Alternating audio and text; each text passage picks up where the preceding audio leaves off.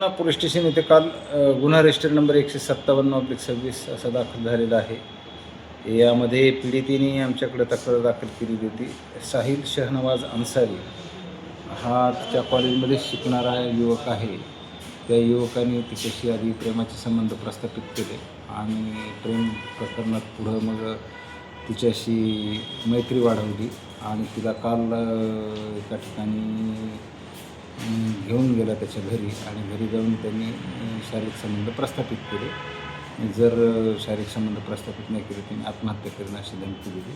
त्याचबरोबर असंही आता तपासादरम्यान निष्पन्न होतं की मी तुझ्याशी लग्न करणारच आहे, आपण लग्न करू, म्हणजे लग्नाचा आमिष दाखवूनसुद्धा त्यामध्ये शारीरिक संबंध प्रस्थापित केलेले अशा प्रकारची फिर्याद दाखल झाल्यामुळं त्याचा आम्ही तपास केलेला आहे.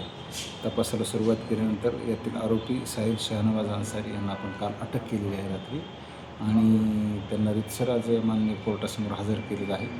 कोर्टाने त्यांना दिनांक 20 एप्रिलपर्यंत पोलीस कस्टडी रिमांड दिलेली आहे.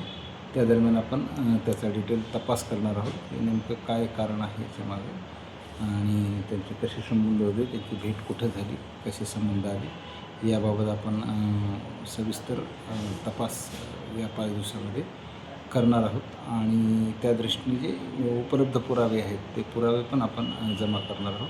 पीडितेकडून पण आणि आरोपीकडून पण पुरावे हस्तगत करणार आहोत. ते आपण करत आहोत आणि दुःखीनगर इथं त्याच्या राहत्या घरी त्यांनी अतिप्रसंग केलेला आहे असं सांगितलेलं आहे. त्या ठिकाणी पण आपण भेट दिलेली आहे, पंचनामा कारवाई पूर्ण केलेली आहे.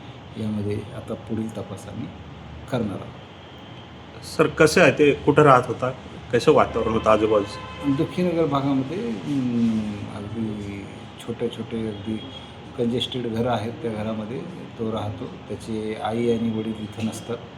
आई बाहेरगावी म्हणजे गावाकडे गेलेली आहे, बिहारचा आहे, तो बिहारकडे गेलेली आहे आणि वडील परदेशामध्ये नोकरी करतात, तिकडे नोकरीनिमित्त ते गेलेले आहेत. हा आणि याचा लहान भाऊ हे दोघेच असतात.